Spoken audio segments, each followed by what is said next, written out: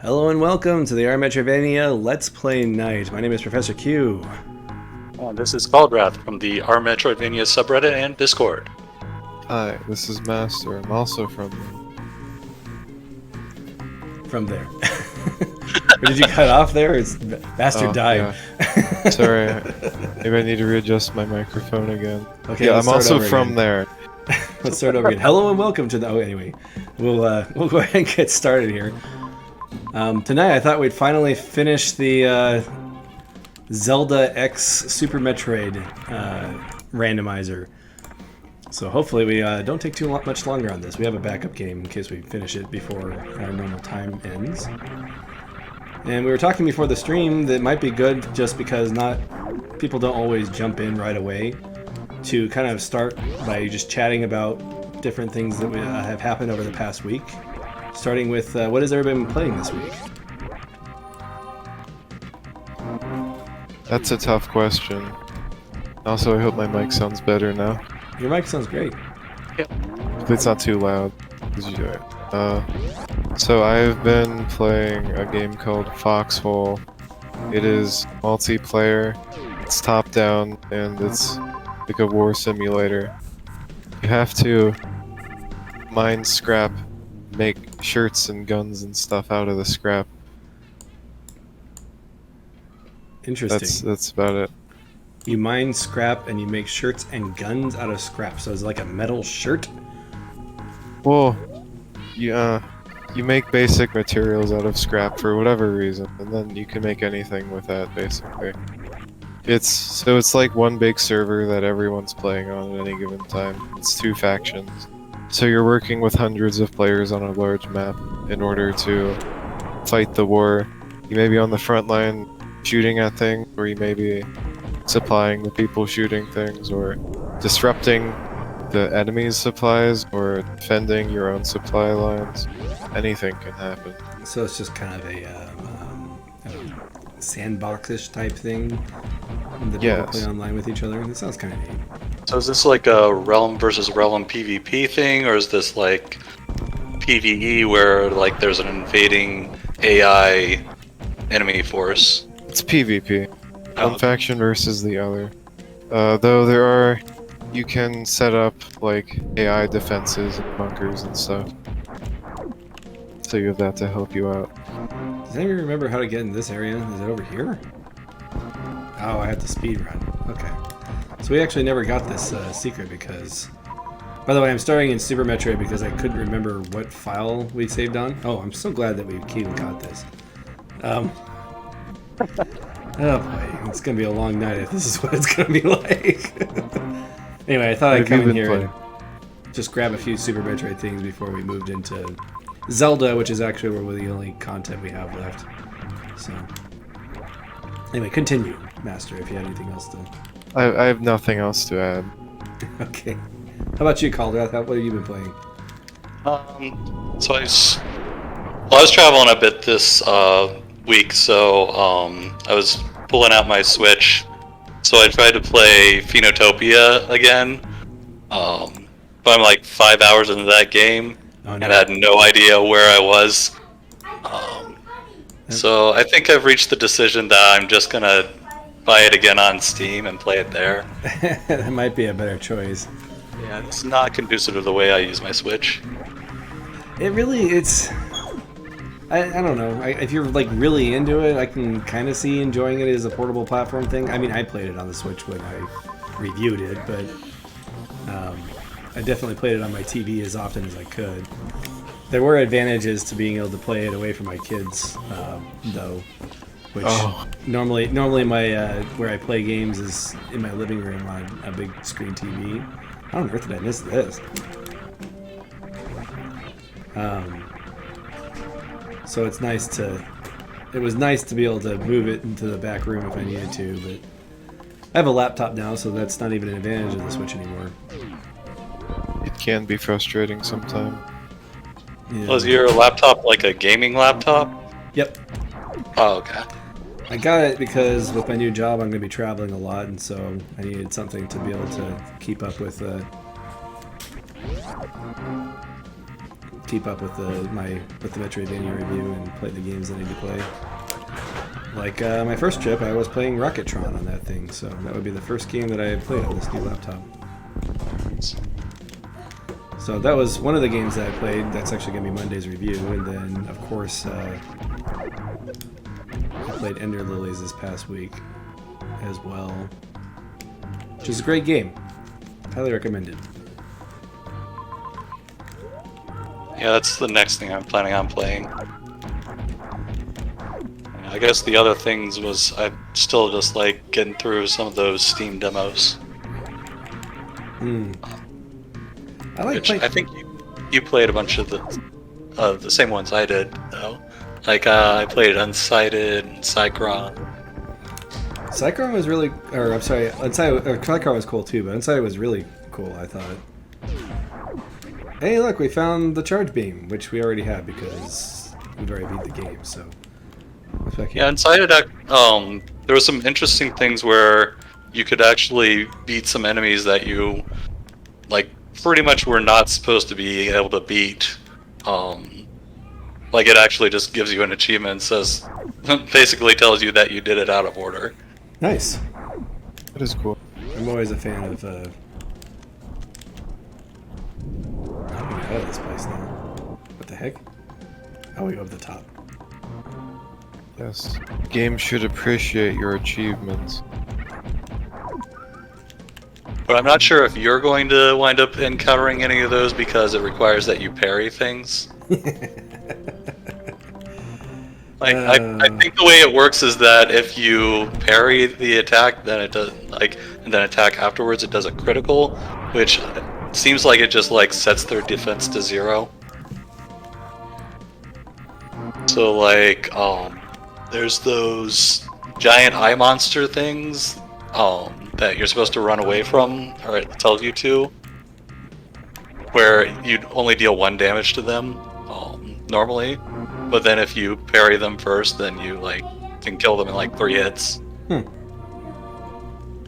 Yeah, I really need to get good at parrying in games. Is it just me, or is Cauldrath moderately louder than he was earlier? He was. I actually turned him down. Oh no, hopefully the stream's fine. Yeah, so the stream should be okay. If anybody thinks that Cauldrath is too loud, let me know and I'll quiet him down.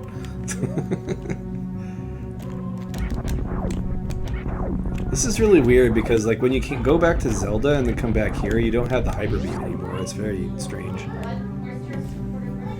So what have you been playing, Q? Ender Lilies and Rocketron, and then this morning I played Trash Quest, which actually only took me 50 minutes to get through the content, which I actually really enjoyed it. It's possibly my favorite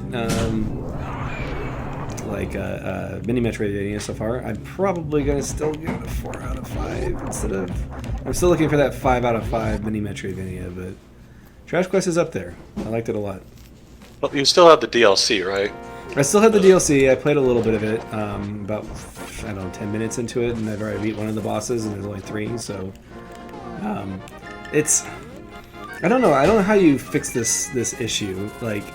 There are many Metroidvanias that feel satisfying but have flaws, and this one is satisfying without too many. There are things that you could argue are flaws, like the 1 checkpoint system isn't completely necessary. But it doesn't, it feels like it ends too early. I guess when I'm saying satisfying, I mean it feels like it has enough content. There are many Metroidvanias out there that feel like they're complete. And Trash Quest may be thirsty for more. And I'm hoping the DLC will kind of quench that. Welcome, Elphus Melbound. Hello. Hey. So we'll see. It's possible. Yeah, that seems like it would be a common problem for many Metroidvanias. It does a very good job at what it is, and it feels like that there's more that could be done with it. And obviously, the DLC did add more, so we shall see if that entices me to up the score on that. But it's gonna get a great rating for me, so can't complain about that. In general, I kind of consider Microvanias to be separate when judging them from normal Metroidvanias because I do not experience the same thoughts when I play them. What have I done? Oh no. I dislike these things. Come on. Now I have to wait for him. Okay, at least he didn't go back in right away. So there's just something inherently unsatisfying when you play a very short Metroidvania. You don't have enough time to explore.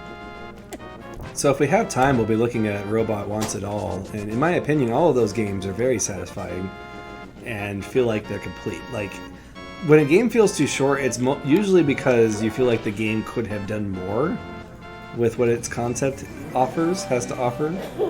And not to say that you couldn't do more with any of the Robot Wants It All games. In fact, they do in the collection that's available on Steam. But when you finish it, it doesn't feel like it's missing something. And Trash Quest definitely had that feeling that there was some kind of gap there. Maybe Welcome, that just AR. means you like Trash Quest more than those other games. It could be. I don't know. I really like robot. I keep wanting to call it a robot named Fight, but I really like Robot Wants It All. Yeah, couldn't you contend that a game should leave you wanting at least a little bit more when it's over? I don't know. It's the you want more, or you want it should make you feel like you want more, but you should feel satisfied with what you have. And Trash Quest is like it's almost unsatisfying. Like when a game feels too short, I just think that's just the feeling it has. Like, I guess there's a difference between wanting more of something and, sorry, I'm being a little bit distracted here. So is this the room that we were talking about where we had to break all the blocks to get the key? Yeah, I think you're supposed to wait until all the blocks go and then it drops. It's possible that we just never did this, you know. No, you die. Well, they're trying to be as annoying as possible, aren't they? I think that's the entire point of those hands. Would you detract more from a game score if it felt too short or too long?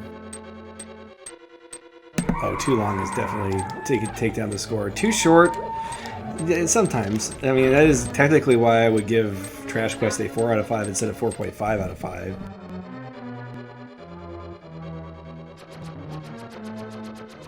Is because it feels just a bit like it could have more, and it does. They added the DLC, so we'll see what the 7th boss feels like by the end. One thing about the DLC is I was a little bit confused on how to get to it. I mean, after I found it, it was like obvious, but like it's not at the end of the game, or where the end of the game normally is. It's like this teleporter that just kind of moves you to a different location after you beat the game.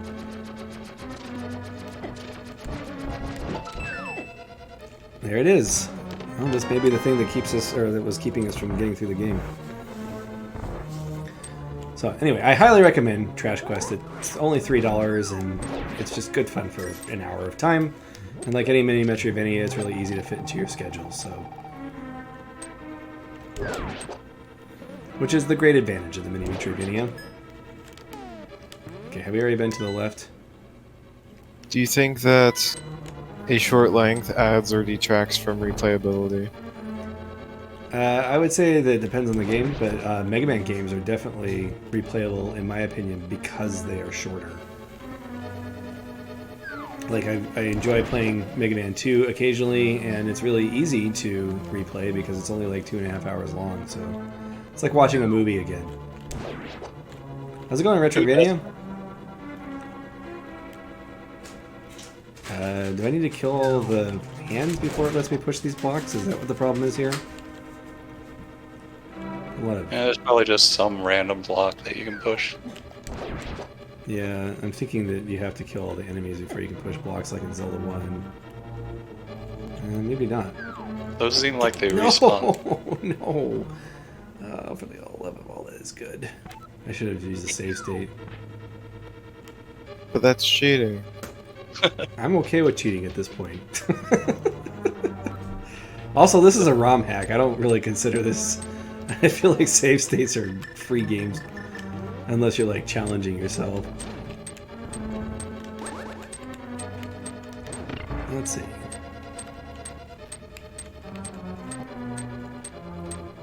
Yes, this is all Metroid. Zelda for now because this is the part that we're stuck on. But we, if you go to certain locations in this game, you end up in Super Metroid. It's kind of neat. Have you seen this mod before, Metroidvania? We've been playing it for over almost a year now. We haven't played it for over a year because we haven't been streaming that long. But First episode. It feels longer. yeah, we started this on the first episode. It feels longer because we've been doing this for how long now? Wait, is it the bottom that I need to get that lit? Heck damn it. Okay. These dang hands are gonna drive me crazy. Have we gone up yet? I don't know. I think we I have. don't think so. Okay, we've been to this room because of the teleporter. Yeah, so you haven't been into this part of this. Yes. So we need to make sure there isn't any treasures in here. Come on. It's funny, those like squid things in Link's Awakening, you're not allowed to kill them. Okay, was there literally nothing in here? So is this just the hand dungeon? I guess so. It's the it's the final dungeon. So this thing only shoots when I swing my sword. That's interesting. Yeah, there was literally nothing in there. That was the waste of time room. Yeah, let's get all of these blocks out of the way before I attempt this. As I face tank everything. Which Zelda game do you think is the unnecessarily longest? This one. I don't like this game that much. Or A Link to the Past. It's fine. I feel like a lot of Wind Waker was a bit added, I felt like. I need to play Wind Waker. I have it on the Wii U. I still haven't played Twilight Princess, Wind Waker, or Skyward Sword. Oh wow. And I need to play all of those. Clearly I've been very busy though, so I have a good excuse. Metroidvanias to play. Yeah, I do.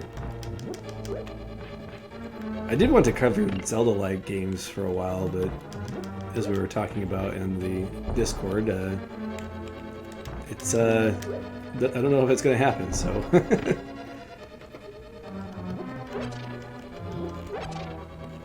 Maybe that room up there is just to get you bombs for if you mess up this room too many times. I guess so, maybe so. Yeah, that could be the design philosophy. 4 treasures. One of them has to be the big key. Hey, we got really lucky. Right. And let's see. Regular keys are good.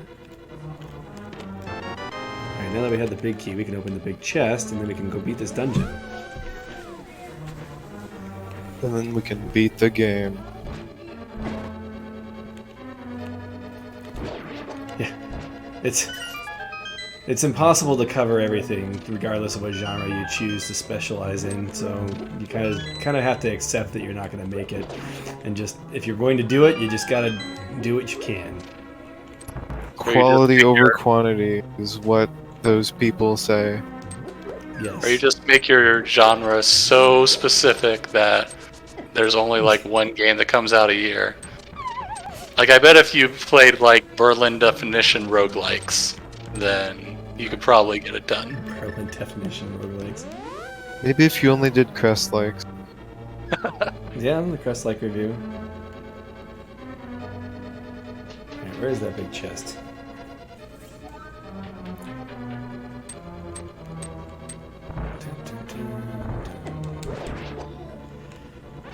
So yeah, when I first started the Metroidvania review, and I think I've told this story 100 times already, but I was like, yeah, there's about 90 games on Steam.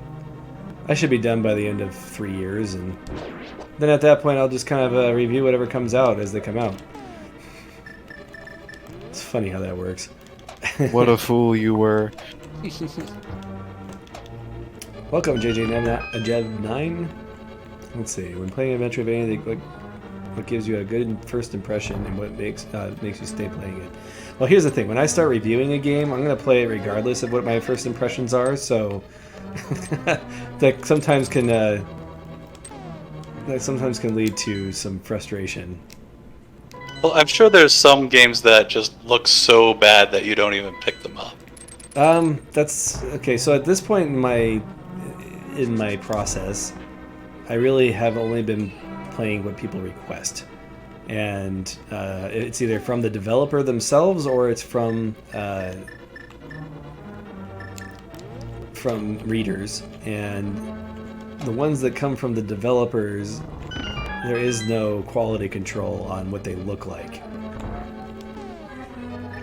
If I was picking a game, though, I would actually intentionally pick games that look terrible to me, just because I feel like they could be good, and I want to find out what's positive about them. But as far as like Metroidvanias that start with the letter Q, are there any Metroidvanias that start with the letter Q? Maybe that Quap game that was like a pinball Metroidvania, or not pinball, Pong Metroidvania. Supposedly, it turned out it wasn't, or at least according to what I've been told. But anyway, what makes like if I were not following the rule that I have to finish it, what makes it the most enticing to continue playing? I would say that it has to have a good hook, and that hook can be through the game's mechanics. Like for instance, when I played Axiom Verge, I felt right at home with that game right from the beginning, just because it does a very stylish job at establishing its mechanics, its exploration mechanics, and so that kind of sucked me in. I know that not everybody did with that game, but or it could be the story. The story is an excellent way to hook the player in.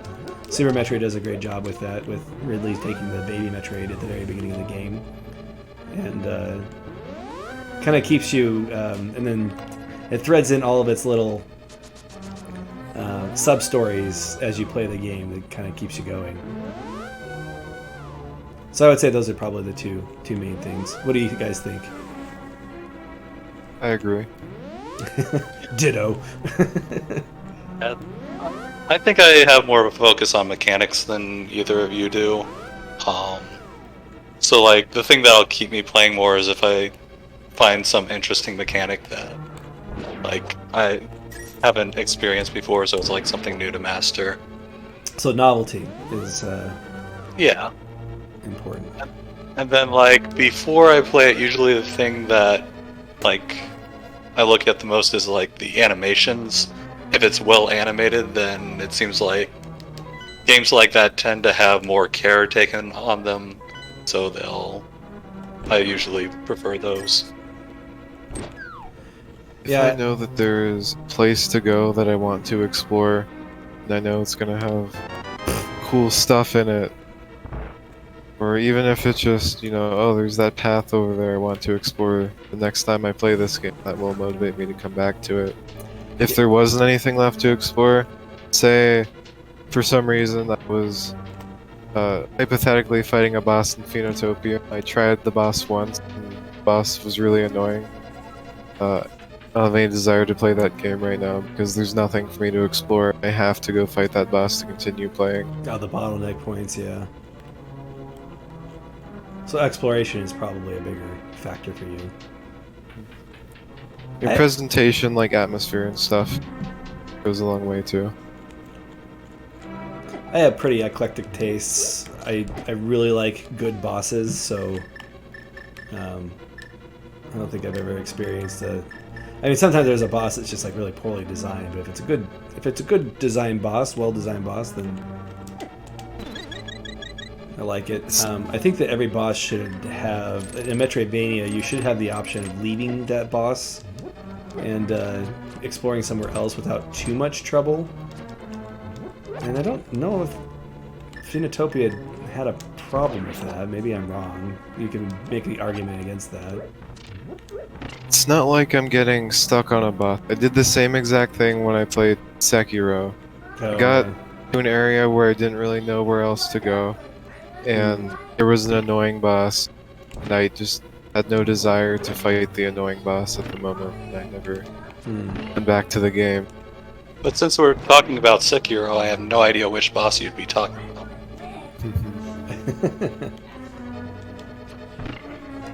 I need to finish Sekiro. You know why I haven't finished Sekiro? Because I don't like parrying.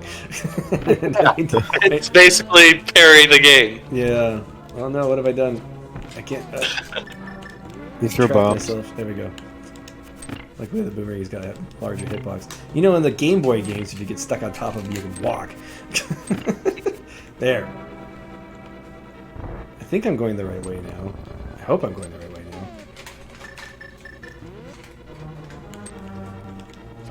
now.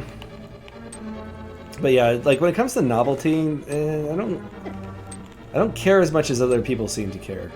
I guess. Like it doesn't matter to me as much.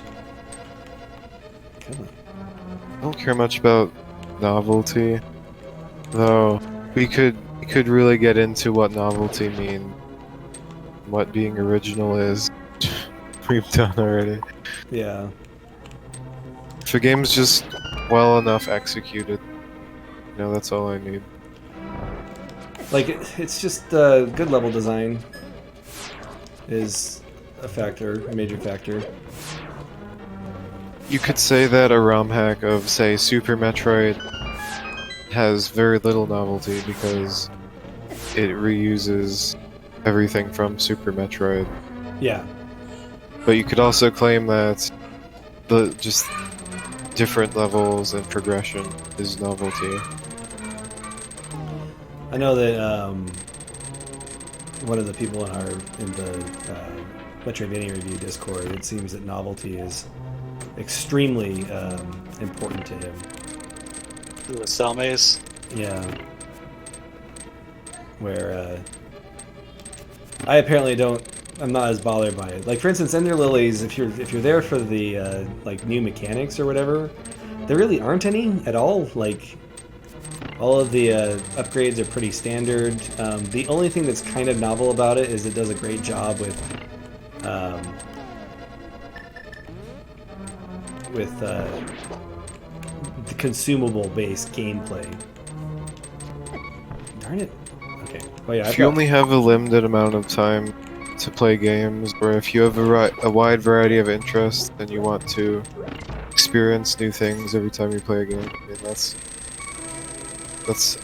a perfectly normal way to go about it. Yeah, I mean, I guess it depends on what you're really looking for in a game. Sometimes people like a specific genre just because they like the comfort of familiarity. Yeah, I say that just because it sounded like you had mild disdain when you mentioned that. The novelty thing, or yeah. No, it's fine. I think I can relate to his desire for novelty. I enjoy novelty as well. I like new concepts. I just don't consider it a point where the score should be affected by it. Just because it's not new to me. If something is familiar, I look for what it does different. And in my opinion, I feel that Ender Lilies sets itself apart enough with the mechanics that that doesn't matter. And more importantly, Ender Lilies sets itself apart with its storytelling. True. Though that's through the lens of objectively-ish rating a game based on its content and not your personal experience with it, right? Yeah, there are times scoring that... that's a different subject entirely, I think, and we can go into that. But let's answer JJ Dev9's question real quick. They asked, did Hollow Knight get you hooked because of the mechanics or because of the lore? What do you guys think?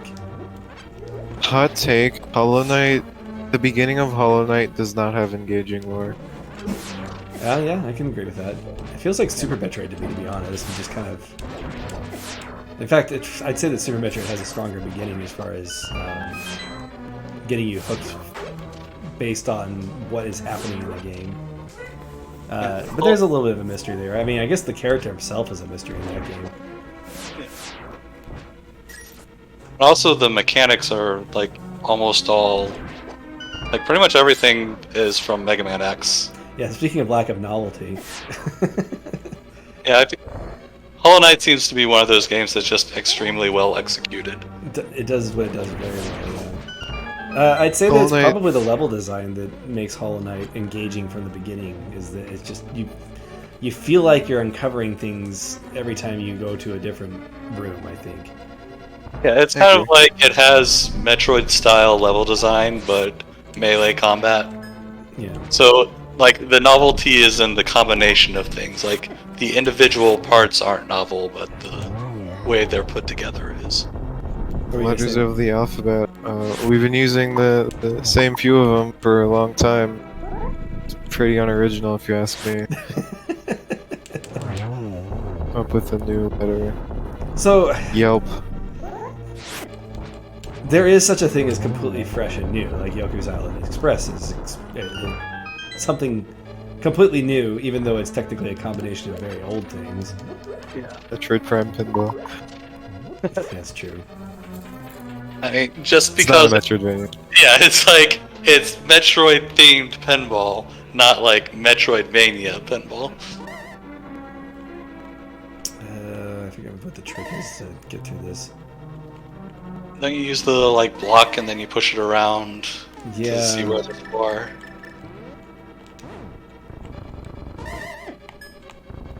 I was thinking more about dealing with the wizards, though. You can probably use the block to kill them, too. Let me try This seems like an engaging puzzle that makes you think, oh yeah, I have a block scepter. I should probably use that. So Master doesn't like Zelda-like puzzles that much.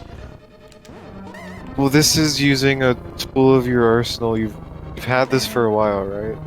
Right. Oh, I have to Seems kill like a everything. relatively unexpected way to use it. Let's see. Is this Bombos? This is me not wanting to have to go catch that thing. Well, if you've played Castlevania 2, then you'd know to do it this way. Yeah, Castlevania 2 is literally just throw your holy water everywhere. The game. Isn't that most Castlevania?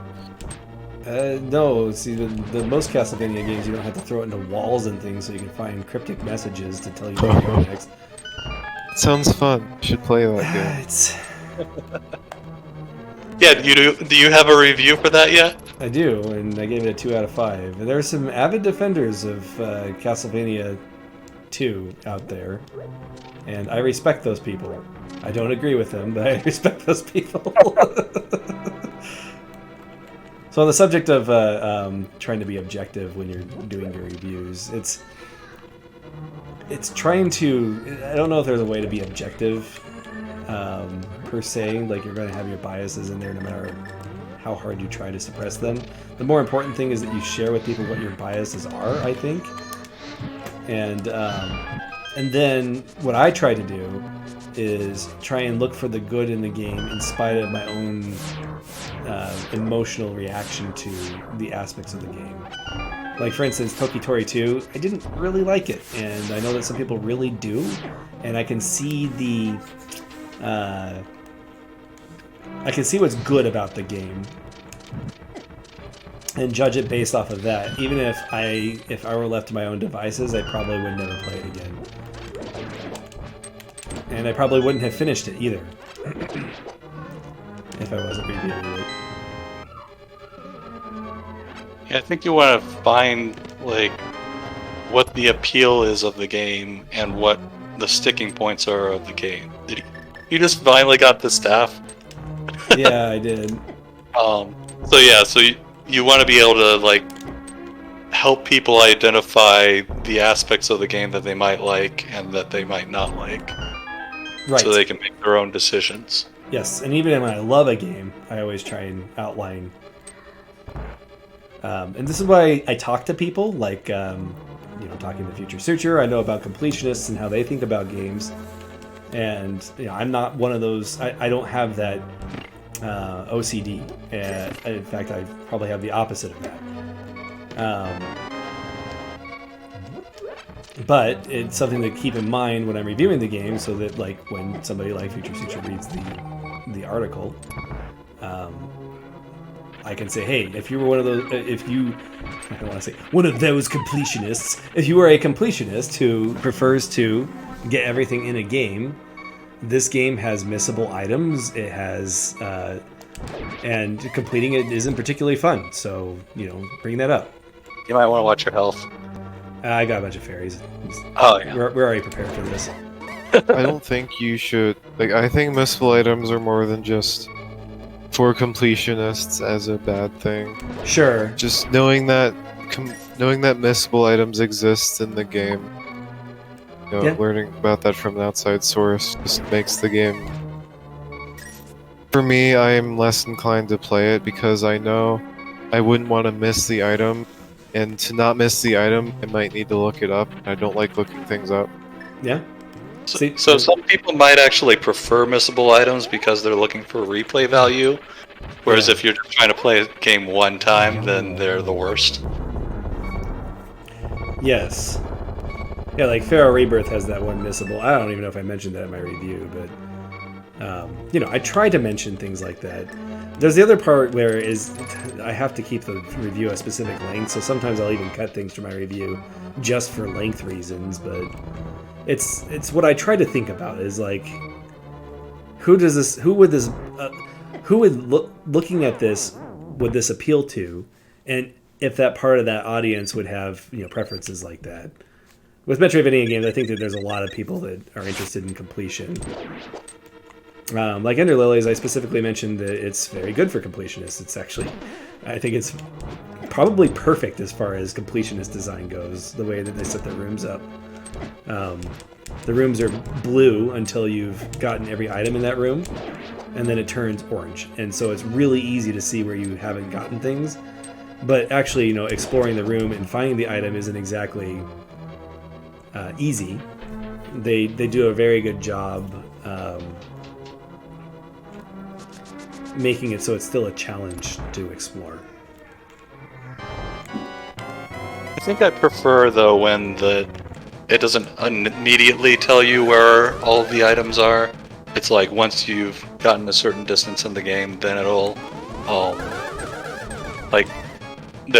tell you what rooms there are things. So the map in Ender Lilies is kind of non-specific in the first place. Man, I'm not doing very well at this.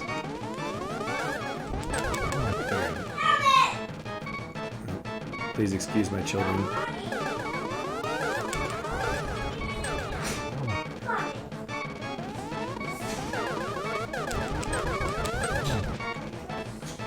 The worst part about this boss is that no matter what level your sword is, it's just going to take forever anyway. I'm glad they kind of stopped doing this after Ocarina of Time. Or did weren't there two bosses like this in Ocarina? Yeah, there's two bosses like this in Ocarina. But they didn't do it in Majora's Mask, and did they do it in the other? Like I just said earlier in the stream that I didn't play Wind Waker and Twilight Princess, but did they do this nonsense in those games? They didn't do it in Breath of the Wild, and I did play Breath of the Wild. Well, yeah, that's because Breath of the Wild didn't really have bosses. That's true. Yeah, it has its own nonsense. Honestly, I don't recall whether the other ones had it. I probably wouldn't be surprised if they did. I mean, Breath of the Wild does have a parry mechanic. Would you consider that to be this? Well, Breath of the Wild is obviously a Souls-like. It's not required. Yeah, actually, some games do have some missable areas. Unworthy's like that. Hey, by the way, Master, I'm going to warn you right now that Unworthy has some missable areas. So, okay, how do you feel about Cave Story, Master, like the way Cave Story handled its... I've never played Cave Story. Oh, really? Okay, well, you should play Cave Story. It's a good game. And I haven't played it since it first came out. Okay. I actually haven't technically played it since the freeware version, even though I own the Plus version. You're saying Ori has missable areas? No, Unworthy. Oh, unworthy. Interesting. I like how you're like getting ready to find another thing to hate about Ori.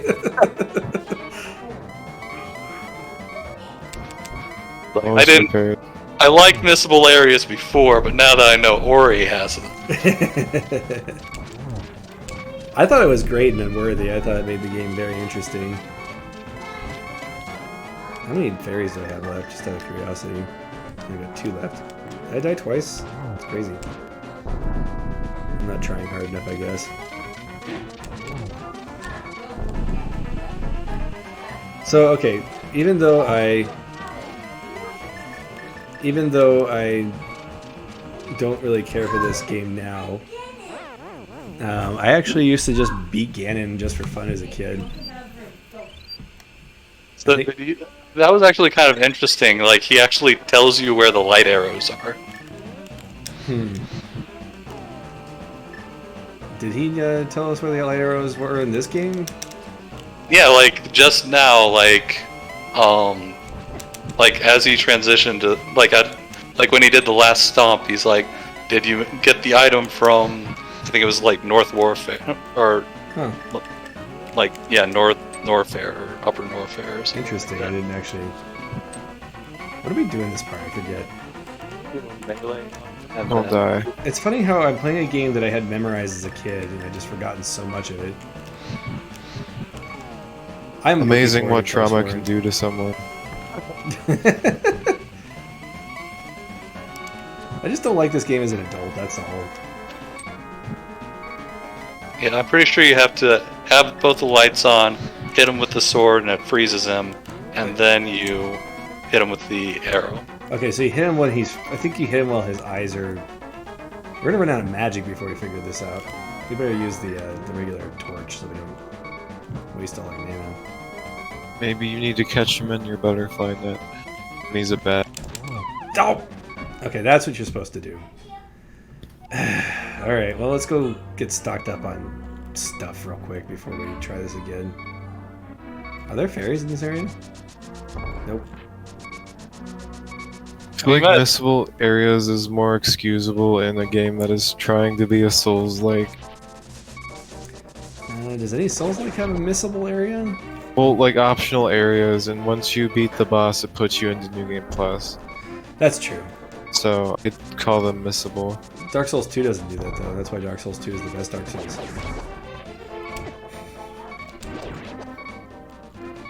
I love the silence that comes after saying things like that. I mean, I have nothing to add. You can use the flute to get to the shop here. I could, but it was only like 3 screens away, so I figured I'd just walk. You know, Have to be the light like wolf. it isn't my fight; it's someone else's. I'll leave it to them to argue about Dark Souls 2. I want blue potions, dang it. Ugh. I'm gonna drink one right now.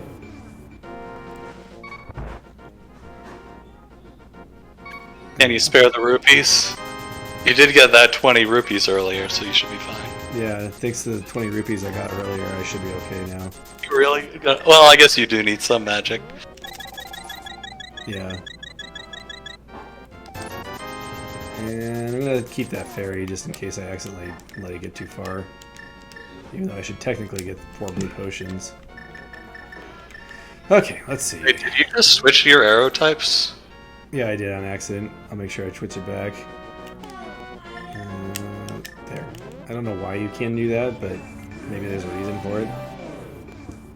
It seems like you would never want to switch it back. I think I you like switch it. turning off your various suit in Super Metroid. Yeah, I guess.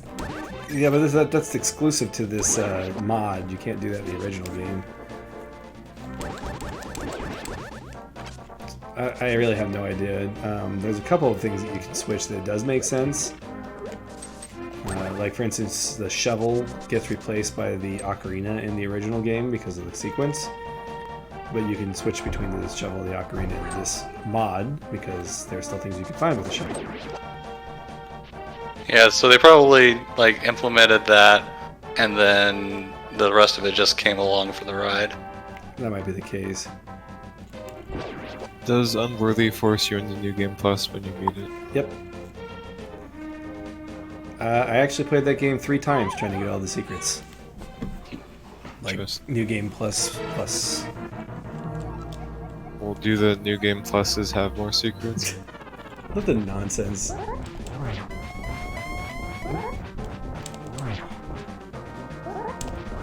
Oops. Do you think it's interesting when games change around or add content in New Game Plus? Or an incentive to replay it? Because I would just replay the game instead of playing New Game Plus if it was one of those things where it's like, oh, you start with all of your items. I've heard some people say that Dark Souls 2 doesn't even start until New Game Plus. Those people are sad.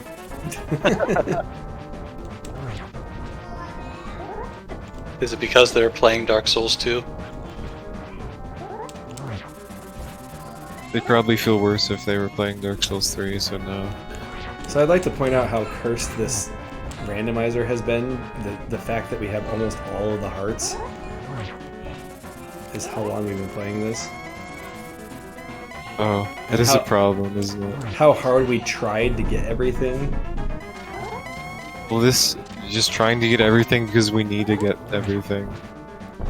Yeah. We're looking for the important thing. I'm actually really curious what's going to happen when we beat both sides. Escape sequence in Zelda.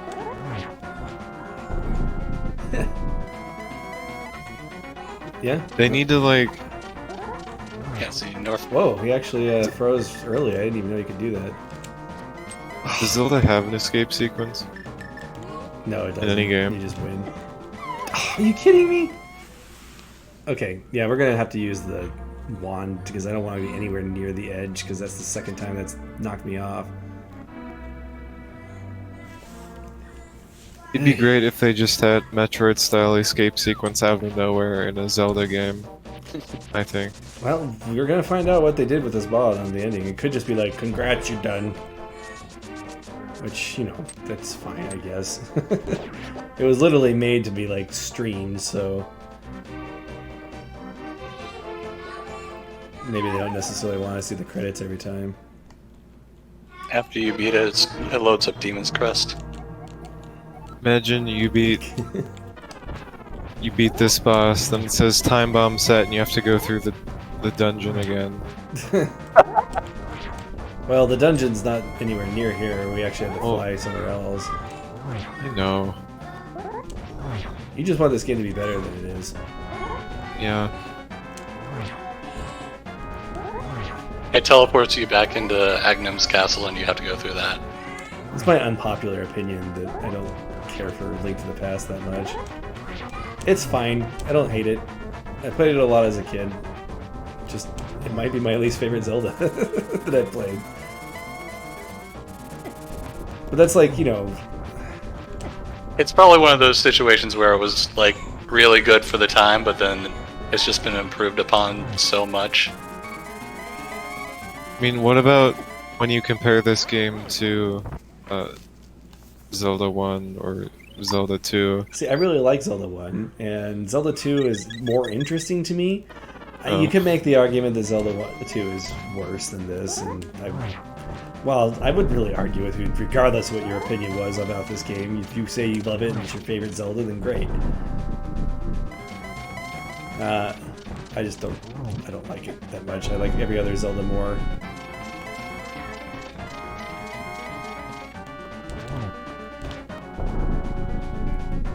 This boss seems like it would be kind of tricky to beat as a child.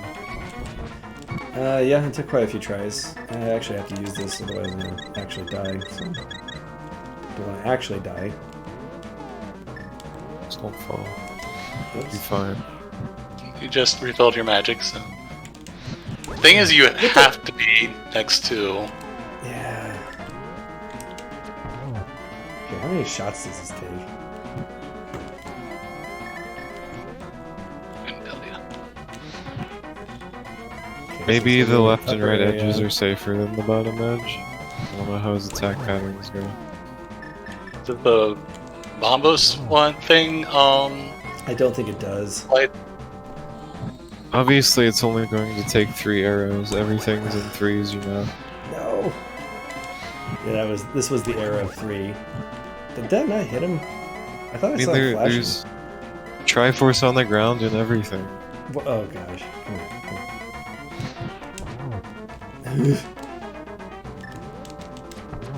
Come on. Nope. Rule of 3 did not apply here, so it's probably 6. That's usually how it works. They're like, we'll just double it. They'll make it better. They won't notice. Nope, 4. Okay, no, that's just weird. He's a clover. Here's a 4-leaf clover. or Triforce. Zero Suit Samus has finally beaten Zelda! After almost a year since we started streaming, we finally got to the end of this. Oh, they actually play the ending, so good.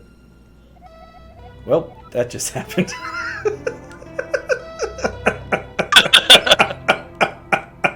I can't think of a better ending for that. That's hilarious. That is amazing. Oh, they're actually going to play the credits. Anyway, I think this is a very important game. So, but I definitely enjoyed the Super Metroid half of this randomizer more than the Zelda half. It's much better. To be honest, though, if it was just a Super Metroid randomizer, it probably wouldn't be as interesting to me. So, ironically, I would prefer playing the Zelda X Super Metroid randomizer in general. The combination of them is good, I think. This is what I thought was funny about this ending, is that they show off all these NPCs, but none of them have any personality or... And I think they tell you that, tell you what their names are, and it's like the tree guy and the lumberjack guy.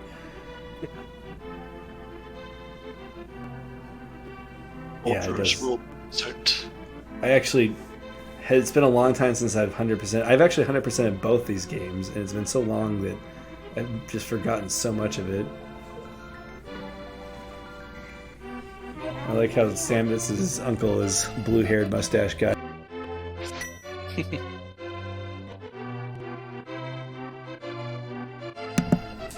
Finger webs for sale? What? Oh, I guess if you're... Flippers. This is just their weird translation stuff.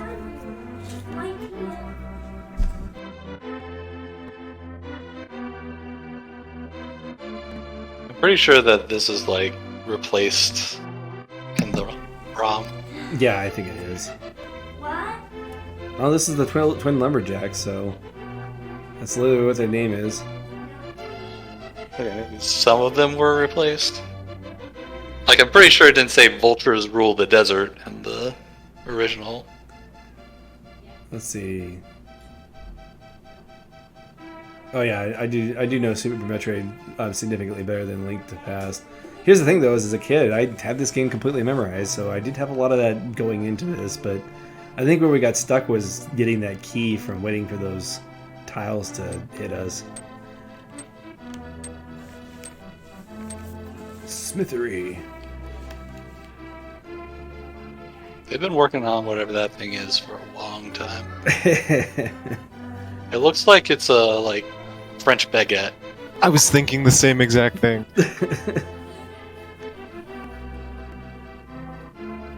The bug-catching kid. Yeah, like, they could have actually come up with names for these people. Yeah, the lost old man. This is why I like Link's Awakening more. It just has more personality, in my opinion. And I think the gameplay's better. The dungeons are better. Just being able to jump makes it way more satisfying. Even when it's, like, completely useless, it's just fun to jump over enemies and then slash them in the back. It also gives you an option. So one of the things, like, a lot of these enemies are really... All you have to do, or in order to address anything that comes at you, is waddle away, which of course is what Zelda 1 was like. But the enemies in this game are a lot more aggressive, or play keep away a lot better. And having that jump ability just really helps close that gap. And it's just fun. It's fun and satisfying.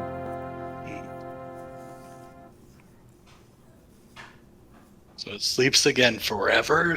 So is this supposed to be the last one in the timeline? There we go. I don't know. Is it? It says sleeps forever. That was a big lie. So they actually wrote some music for this, I think. Kind of reminds me of. It's kind of nice music.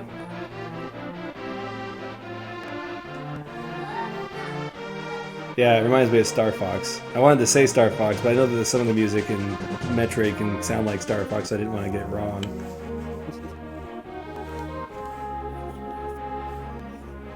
It could just be from Star Fox.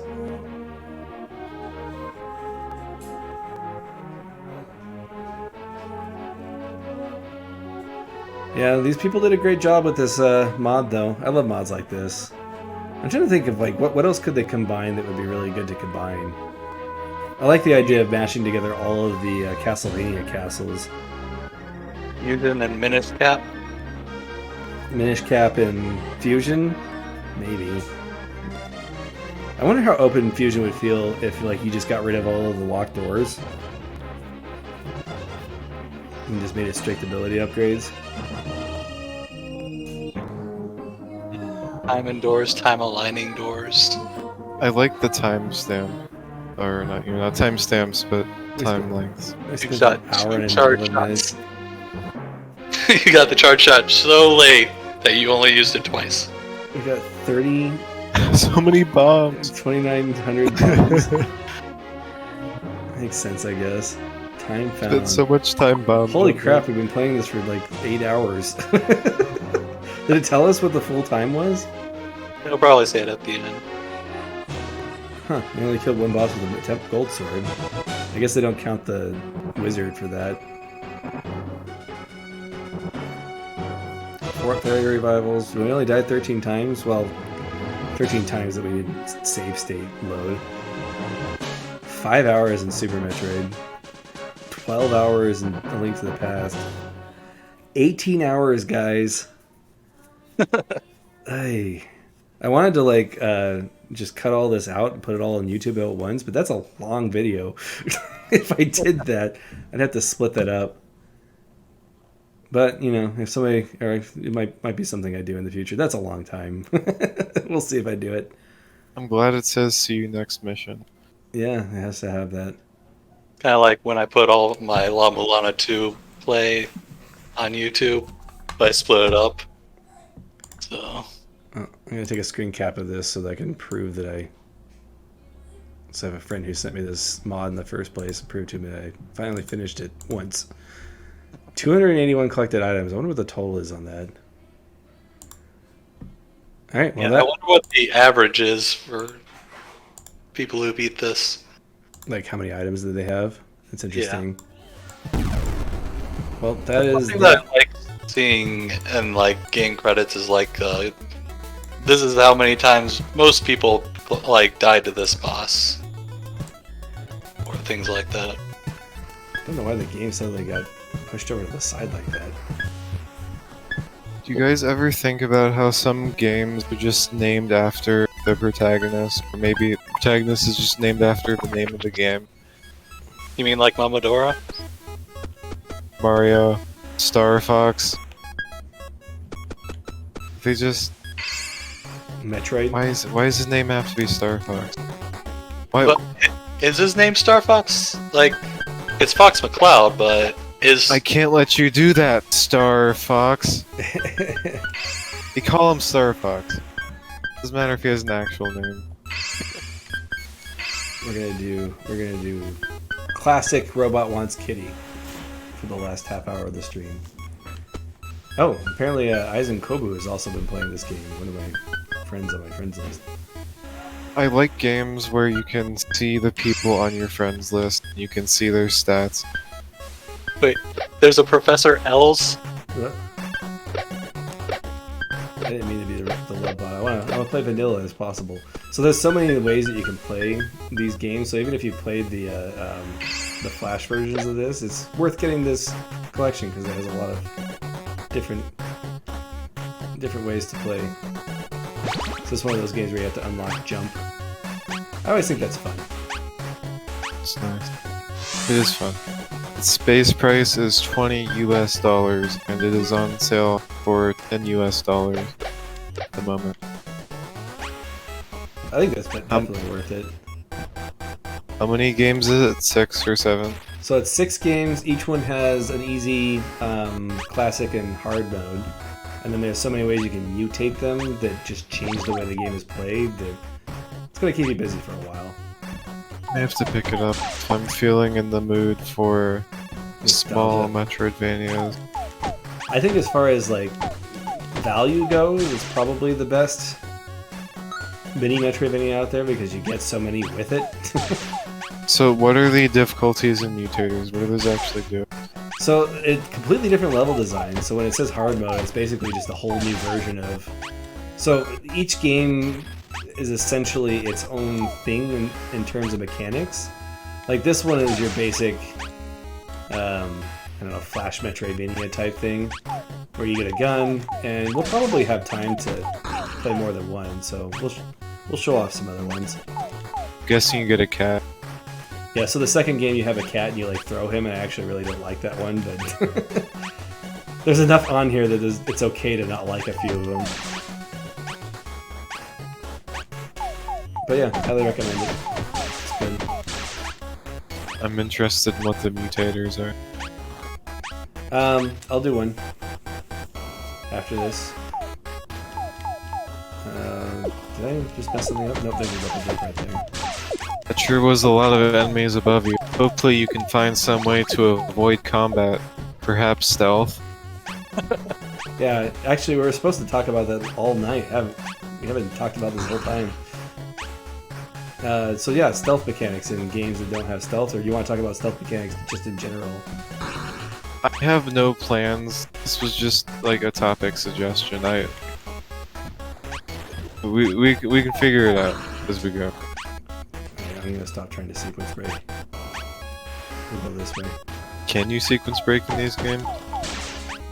Yeah, I think so. Maybe not for sure, but especially if you have mutators, it might be possible. Dying in one hit seems like makes it harder to sequence break because a lot of sequence break methods in different games require taking some form of damage. Sure. So whether it's damage boosting or doing a hell run, as they call them. You die in one hit in this robot game, but some of the other ones you actually do have HP. Oh. So yeah, like if you like the standard just Metroidvania gameplay, this is it. The robot wants kitty. I should have played on easy mode because then I could have finished it a lot faster. Played many of these in the past on the Flash websites of your younger. You're saying you think that they still have them on the websites, or what are you saying? Well, I had played them on the websites back in the day. Oh yeah. No, yeah, I played as much of the series as I could. I liked it. I don't even think I've seen a Green Gate yet. Goes to show you how long it's been since I played this. Key gating. Uh-oh. So stealth mechanics in this very non-stealthy game. That would have been appropriate for Zelda because Zelda has stealth mechanics sometimes and it's always awful. Yeah, there was a point earlier where we were talking about something like, oh, this might actually be a really good time to transition into it because we were like talking about novelty and like section of games that have different mechanics from the others. So some games do what I like to call variety games, or some games are what I like to call variety games, where they just decide to put a different game inside their game, and you have to play the different game for that part of the game. In general, I don't like this idea. I think it's better to have a core mechanic that can remain interesting from beginning to end. but like like the shmup sections and things like that. Have we talked about this before? I'm pretty sure we talked about this before. Yeah, because I remember bringing up the car section in Pharaoh Rebirth. Lockpicking mini games. Oh my gosh, I hate lockpicking mini games so much. And yes, the car in Pharaoh Rebirth is the classic example of don't do this. Yeah, I think that like stealth is just one of the most common things that's like that they use this kind of like variety gameplay with, and it's very common that they do it poorly. Right. I think the problem with it is that they take the combat they already have in the game, and they basically just say, here, do this, but now you can't attack things. And it doesn't feel like the mechanics are made for stealth, which, they usually aren't, because it's primarily a game about not stealth. Right. Yeah, and then it gets really frustrating with stealth, because usually it's a pass-fail type system where if you get caught, you have to start over from the beginning of the section or whatever, and it makes it very, very annoying when that happens. Yeah, I think that the better way to do it is just have it so that if you're gonna have stealth in your game, have it be an option at all times, but then vary how effective the different options are. So like against certain enemies, stealth is more effective, and then against other enemies, like attacking them head on is more effective. But then if you really want to attack everything head on, then you can. Or if you really want to stealth everything, you can. The Deus Ex approach. Yeah. One can consider stealth. Now, this is a really kind of not a good way to summarize stealth, but you could say that it is a binary option where you're either stealthing or you're not stealthing. You either choose to shoot the enemy, or you choose to not shoot the enemy. Well, it doesn't have to be binary. Like, yeah, it doesn't have to be, but it'd be, for the purpose of the conversation, I think it would be interesting to consider it one for a while. So, you have this binary option. I don't know where I'm going with it. Which one would you choose? So just like a lot of games are, it's built around action. The focus of many games is the action, the overcoming the challenge, and then you could say that stealth is choosing not to overcome the primary challenge of the game, which is interacting with the enemies, or if that is the objective of the game. You could also say this is the other way around in games where the primary challenge of the game is stealth, and then brute forcing it by fighting enemies is the other option. Like Metal Gear Solid would probably be the latter. Sure. Usually one option is more optimal than the other depending on what your primary goal is. I think that's why Metal Gear Solid games usually have some kind of pacifist achievement, because most of the time being a little bit aggressive is still faster. Which I think the pacifist achievement isn't really stealth or non-stealth, it's just like which weapon types did you choose to use. That's true. Instead of using the regular gun, you would use the cheater stun gun. In some ways those are, sometimes those are actually better, because they're almost all stealth weapons, and sometimes they one-shot the enemies.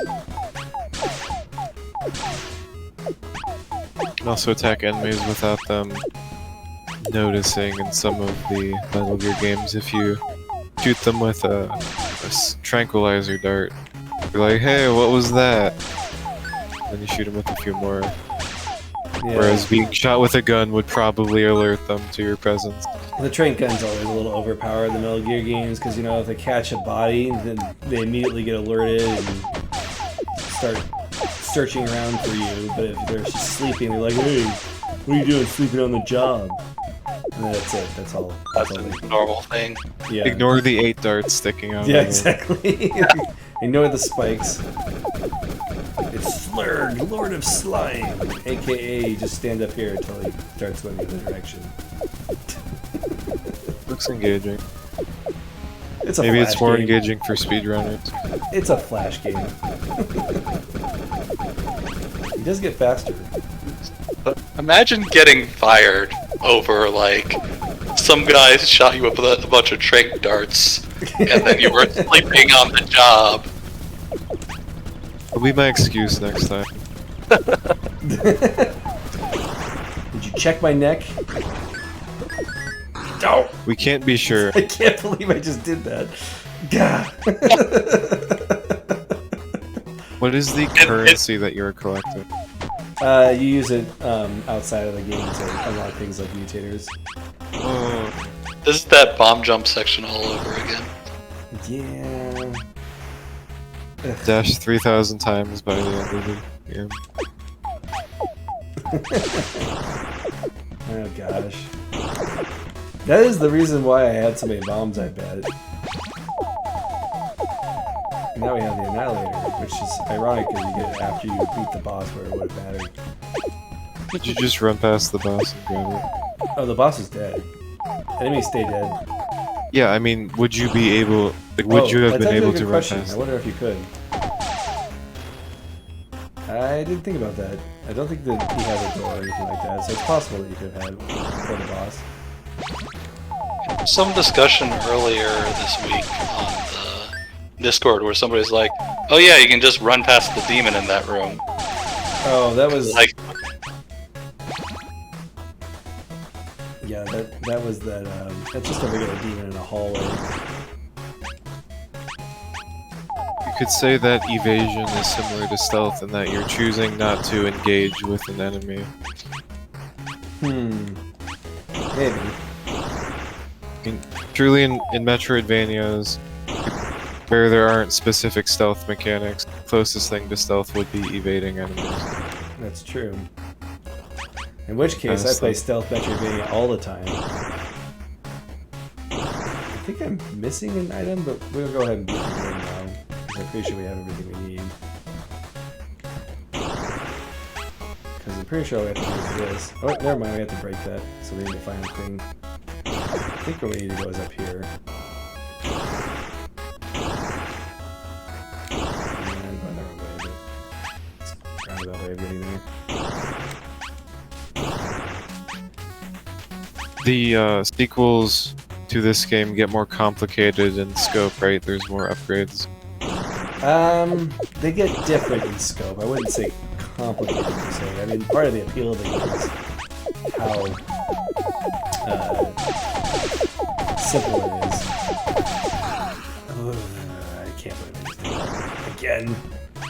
Whatever. We'll just go this way. We'll show off a couple. I'll let you pick the next one, Master. We'll see what you think. Well, we have to do them in order, or else there'll be story spoilers. Oh, that's true. I actually really don't like a robot robot wants puppy, I think is what the second one is. It's actually there are actually some pretty funny story things going on with this, which was charming when it was the Flash game series. I think the last one's called Robot Wants Justice, the one that's exclusive to this collection. Have you ever played Endeavor? Yes. That's the one where you have to climb a mountain, right? Yeah. Just thinking of Flash game. Colm is the other Metroidvania Flash game that's classic. was it Phoenotopia a Flash game? It was, actually. It started out as one. But you see, the one you buy on Steam is named Phoenotopia Awakening. Is a new game. Similar plot. He did change some things about it.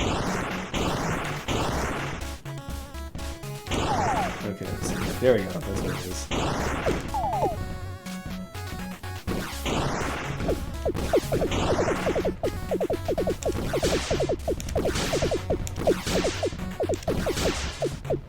I think I should probably just kill myself since it'd be the fastest way to get back to the kitty. Well, I did it. I did both, apparently. Oops. And the end.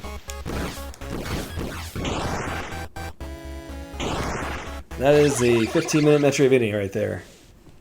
Do you feel satisfied? Yeah, no, I always find these satisfying.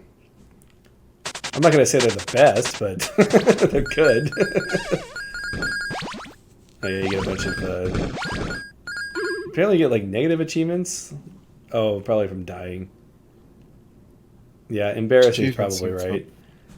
It seems like it would be great for speedrunners and achievement seekers to replay the game multiple times in different modes. So Turbobot's faster than the robot. Lovebot uses hearts. So let me do a mutator for you real quick. So this is the biggest one. Let's see, where is it? Time orbs and combo layers can be collected. Your bullets will be twice as fast as you can, oh yeah, you get no time from kills. I didn't realize that you got time from kills in the first place. Oh, there's only 3 mutator slots. I want to do all the mutators at once. So now if I put it on easy mode, you'll see... So these little orb things... Oh, I can't jump yet. I forgot about that. On easy mode, for whatever reason, you get the gun first. So the Lovebot has the little heart thing, and I think it's that when you hit walls and stuff, it explodes, so you can maybe get an AoE in. Let's get the jump real quick so I can actually show off what this is. So you get these little time orb things, but more importantly, there's letters around the level. I can't remember how you get them. Maybe it's because I've already collected the letters. So you now have a new objective, even though it's technically the same game, quote unquote. They're like little objectives you can get inside it to just make it different. It's kind of neat. Nice. Alright, Robot wants puppy. We're going to play this on easy mode because I don't like it. Oh, yeah. And you're 20XX. So you start with the kitty. And the kitty's on your head. That puppy is vibrating very fast. You can fight it. He's a good boy. Hey, so you start with the jump in this one. Yes. So in the last one you got your little laser gun. And this one But you lost your other upgrades between the game. You fed them to Kitty. Let's see. So now all of the upgrades in this game are kitty related. So now the kitty has a little helicopter tail. You know, I think I remember also not liking this game. Yeah, I don't like the kitty. The kitty upgrades are not fun. Oops. Let me see if I can get far enough at least. I'm probably not going to beat this one, but I'll get far enough to show you the biggest problem with this mode that I don't like. I don't know what those bags do. I think it's one of the things that I left the mutators on, so this isn't complete vanilla here. Seems to be loot inside of them. Also, the Lovebot is useless because you don't actually get a gun on this one. It's just slower. I actually don't know if I don't know if I played this with the Lovebot, so I don't know if the Lovebot gets something else to compensate.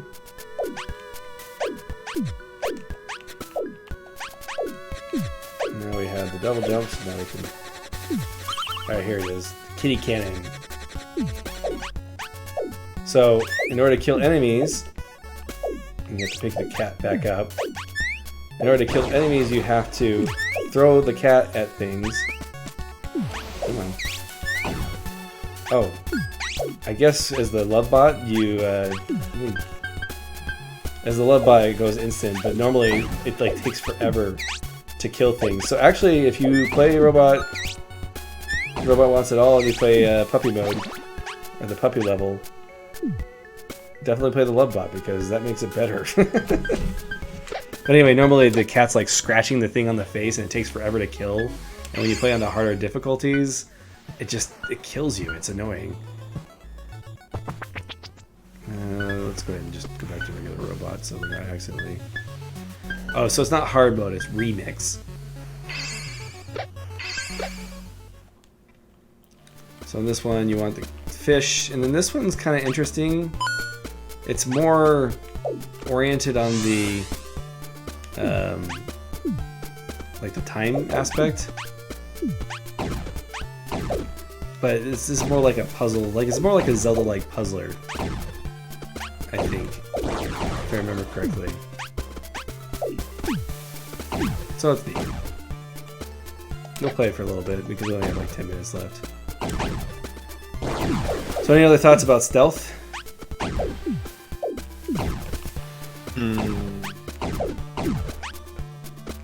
You think I'd have more considering I'm the one who brought it up? Oh yeah, I remember this one. So instead of like upgrading your kitty, you upgraded bombs in this one.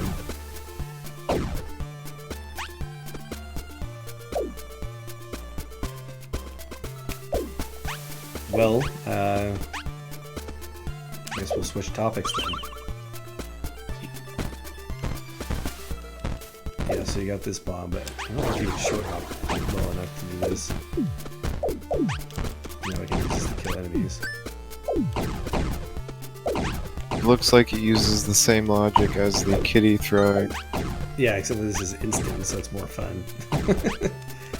The biggest problem with the kitty is that because they kind of go haywire when you hit the enemy with the kitty, they end up killing you most of the time. It just gets really frustrating on the harder difficulties. Can you open the loot chest with the bomb? You know, I think I may have been using a mutator that kills things in one hit. Oh. I think that's what's causing all this. Which is a good mutator if you don't like those.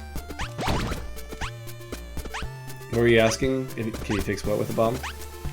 The loot chest that you passed. Oh, Can you open them? that's a good question. Oh, look, hey. Don't. Yeah, we'll go this way. Hope the loot doesn't despawn. How do you feel about loot despawning? Like pickups despawning? I think it's bad. It depends on the game. Sometimes it's fun because, you know, you get that tension that you might not get there on time, but a lot of times it's just kind of annoying. And it's, at least in like the NES days, it was there just because you gotta clean them up at some point. Right. Yeah, but like any limitation, you can turn it into a mechanic. Yeah. Yeah, robot can now survive in water. So I think that the big gimmick behind this one is instead of having a laser, you got this mine. And then they also had swimming on this one, so I think those are the biggest differences there. That's a great swimming animation. I agree. Let's see. Let's do one more before we call it for the night. Which one do you want to see? You want to see robot Well, wants ice we cream? can't spoil all of them. Alright, well we'll do robot have to- wants ice cream and we'll stop there. Spoil it. So this one's more like an RPG. So like you have the dog, but it's more like a side thing. But the fun thing about this one is you just get stats and you just level up. No, I remember liking this one, but this one has RPG elements in it. So what does that mean? You like one that has RPG elements. So, does that mean this is an Igavania? So when I say RPG elements, I mean that you have stats and like you just raise them like crazy, and that's kind of like the fun of the game. So it's not that you level up, but just that you have stats. You find upgrades, and then those Yeah. increase your stat. Yeah, like so you fire faster, you fire stronger, and you just keep doing that. Can you fire? I still have that mutator on that kills things in one hit. And I think you get more than one double or jump booster, so like everything you get is like a stat that can just keep going up, and it's just kind of fun to level up. Oh, yeah, there's a little bar above every single one of your abilities. Yeah, you can see that. You got 3x combo. So yeah, I really like this one. Actually, to be honest, the only one I really don't like is the Robot Wants puppy.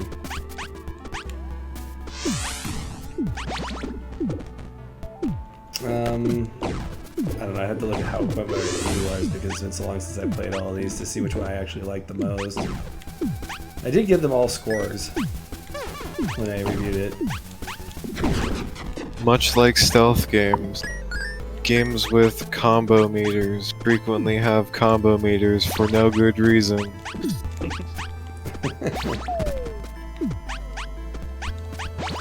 Yeah, I remember when I was playing Lamplight Chronicles, we were talking about just like shoving mechanics into games just because.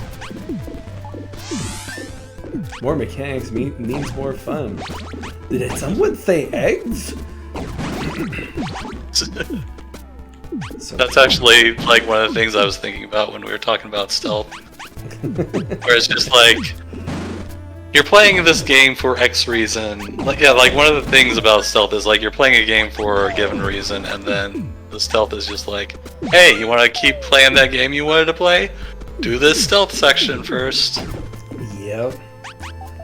I played one game that made you play Space Invaders on an arcade in order to continue on with the game. I was like, why would you want to play Space Invaders when you were enjoying the other gameplay? This reminds me of, on the PlayStation 2, there's a Jimmy Neutron game, and in this game, there's a level where you have to get certain scores on a series of arcade machines that have different arcade games on them in order to progress the game. Yeah, I think Shenmue had that too. Where it had like a bunch of older Sega games, and there were sections where you had to actually play them and like do well enough to progress. Yeah. So you're like, oh, I have to play Ridge Racer now. There were a lot of, I feel like the PS2 era had a lot of games that tried to do variety game mechanics.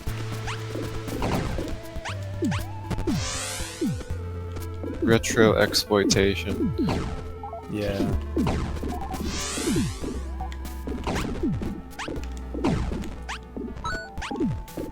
I don't think I got any health upgrades. Yeah, you started with 3 hearts. I wonder if that's the max. I'm pretty sure you get more. Alright. Good appeal of this. Highly recommend it. Only $10 right now.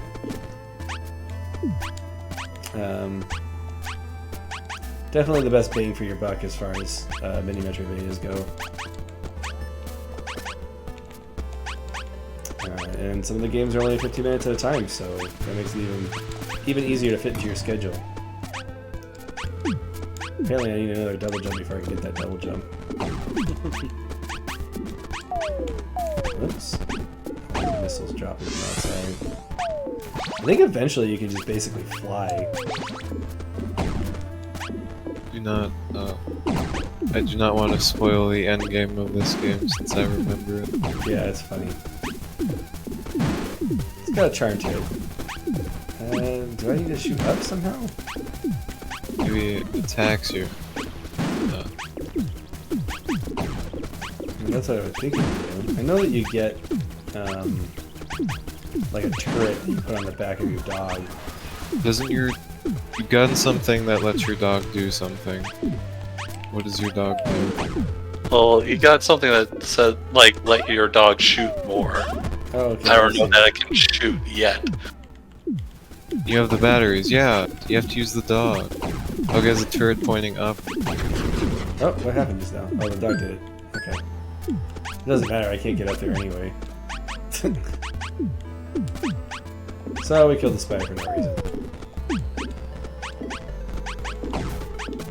Is it just stuck in that mode? It's like a time thing.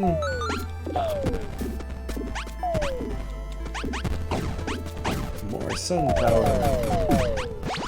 Anyway, I think that's good enough for tonight. We kind of petered off at the end there, but we finally did it, guys. We finally beat the randomizer. But we have to discuss what game will we play next. As a backup. Yeah. We kind of stopped doing that. I think that usually now we're gonna have a full 90 minutes worth of footage to show. Yeah, we started pre-recording more, so you don't really need a backup for pre-recording. Yeah. That's true, but we can at least try to think of something, right? Yeah. No. What if we do want to play a game A between staple game. streams? You could do like Bloodstained Randomizer. I'd enjoy that. I got tempted to do that when I was recording footage for the top 10.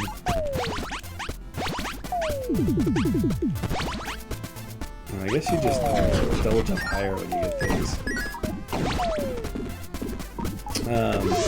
I would enjoy that. Well, Memphis Belmont says that the Bloodstained Randomizer would be fun. Master's not enthusiastic about this one. What about Metroid Fusion Randomizer? Yeah, that just came out, didn't it? I am a little curious how they handle that. Well, like I said, all they really need to do is just turn the keys off, and then the game's suddenly open. It may still be buggy because it is new. Master hates fun games, is what Melvin Spellon says. Is that true, Master? No. Gosh, I saw a puzzle game earlier, and I was like, I need to get Master to play this so he can tell me what he thinks of it. What is it? It was like an educational game. Let me see if it's somebody. I'll send it to you after the stream, but...